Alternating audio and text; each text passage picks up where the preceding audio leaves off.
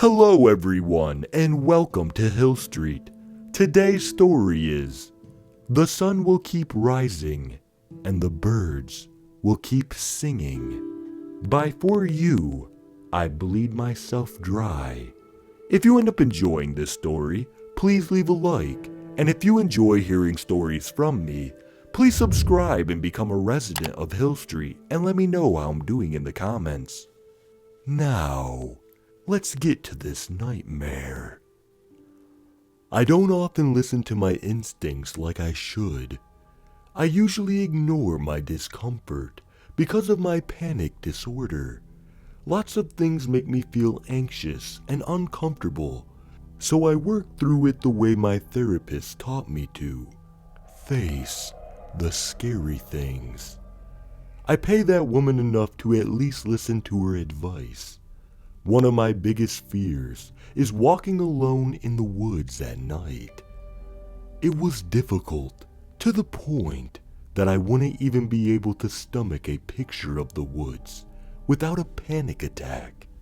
It may seem like an insignificant fear, but living with the woods right in your backyard is where the problem really becomes debilitating. So in order to face that one, we start off with a simulator of someone walking through a park with trees here and there. There were people walking around, and I felt an ache in my stomach as we went forward. I could feel him breathing down my neck, trying to taste me. I could nearly feel his heartbeat against my bones. She kept telling me to describe how it made me feel. I had a panic attack so intense, I could feel the cells in my brain dying and reviving themselves. My heart kept trying to stop, but as I gasped for hot air that burned my lungs, I finally got a hold of myself. They tried to send me to a psych ward after that, saying my problems were too big to solve in an office. They said I needed medication.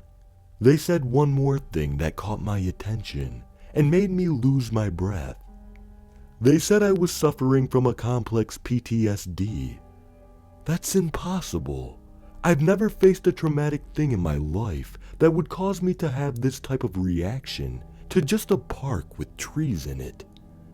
I'll save the boring parts for a different time. We basically moved forward with more walks in the simulator, which led to more panic attacks than less. Then we moved on to smaller parks with more trees and less people. We went on and on until I was able to walk near the woods behind my house, alone. One night, I decided to try walking in the woods at night by myself. As I set off, I felt a sick feeling in my gut. I felt lightheaded and nauseous. I passed it off as an oncoming panic attack and kept pushing forward. I stopped for a second because the closer I got, the sicker I felt. I nearly vomited, but I just ignored it because after all, I pay so much money to be able to get past this. I might as well do it. I eventually calmed myself down, but the sick feeling in my stomach never left me. Maybe I just ate something bad, I thought to myself. Although I had felt this sick feeling before, and I knew it wasn't from a food illness, I had only gotten it when I felt him in the past. I shivered as the cold air wrapped around me and wish I had worn something warmer. I started to look up into the sky to see the stars barely looking at me through the leaves just above me. I smiled to myself because I was really doing the thing I had struggled to even think about for so long. I realized I had left my phone at home, and for a split second, that felt like a major accomplishment. I looked back down at my feet to see the leaves all around me just laying there. The breeze was hardly enough to make anything rustle. It was so calm and peaceful there. I stood there carefully and leaned against a tree. The bark against my back left like a hug from behind. I breathed in. That's when I heard it. That was the moment I felt it. He was there. His breath stopped just short of mine. It was nearly in sync with my breathing, and the sick feeling became unbearable as my mind began to spiral around me, torment me, and swallow me. I felt a panic attack washing over me. I fell to the ground and tried to breathe in the cold air to get my brain back into my skull. Then I felt his horrible, sickening hand touch me. I looked up and saw him. I've seen him before. I knew exactly who he was and why he was there. I scrambled to get to my feet, and then I felt the pressure around my neck. Everything went cold. He whispered to me.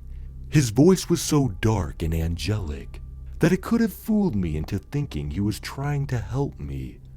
I felt myself begin to drift as he said to me, "I've been waiting to see you again." He reminded me why I was so scared of him before. His eyes shimmered, but not in a beautiful or fascinating way. They shimmered with so much hatred that it would make angels cry. They shimmered the way lightning danced around in the clouds just before it strikes the ground. They shimmered the way fire swims around the very things it destroys, just to leave nothing behind. And his smile was twisted and dark.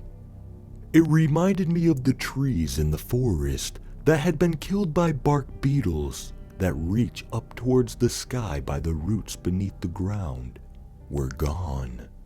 The way he smelled reminded me of being in a field of lilies that were waiting to be brushed by the bees that were taking care of them. He carved his name into my wrist, and I could feel the blood slowly drawing from my body. I felt a kind of cold I had never felt before. I knew he was claiming me for the rest of our lives. Mine, much shorter than his. I only had a few moments left to grasp who exactly he was. I wanted to learn as much about him as I could in those few moments. His breath hit my skin. It was so cold and broken. I could feel him trying to taste me. He was so close. I could feel his heartbeat in my bones. His dark, piercing eyes lit up as lightning. Pieces of his flowing red hair wrapped around his eyes, like they were painted there perfectly by God. His skin was bright and vibrant, and I could see his veins running down his arms like rivers. His breath was shaky and broken, and he had tears pouring down his face. He looked angry. I wanted to understand why he was angry, because after all, shouldn't I have been the angry one? I was the one losing my entire life that I had built around escaping him the first time. He was just staring at me. He had tears falling, but his face was blank. It didn't read anything at all. I felt my life slowly falling out of my body, as if my soul was tied to my body like a balloon just hanging from me. Everything about these moments felt like poetry to me. They were so beautiful and well written. The stars were still hanging in the sky like they were before I met him, and they'll keep hanging there after I leave here. The sun will keep rising, and the birds will keep singing. But for the people that loved me, those things would not keep happening. The stars would be a reminder of what they lost when I left. The sun rising meant they had another battle to face without me. I watched him slowly raise his arm above my head with a golden knife in it. It came down at me in such a beautiful way. The way it moved through the air, cutting it like a piece of wedding cake. The way it shimmered in the broken up lights that were shining between the leaves. It looked like Christmas lights. And the way you feel when you wake up on a cold morning with frost all over the ground. The way it cut through my throat, as if that very knife was designed for the exact moment it hit my skin. I started to forgive him, and I started to fall in love with him. I never wanted him to leave me. I was heartbroken that I didn't have more time to soak up every detail of him and his life. I wanted to understand what it was about me that made him fall in love with me in the first place. I wanted to tell him I loved him. But before I could draw in another breath to tell him, I couldn't feel anything anymore.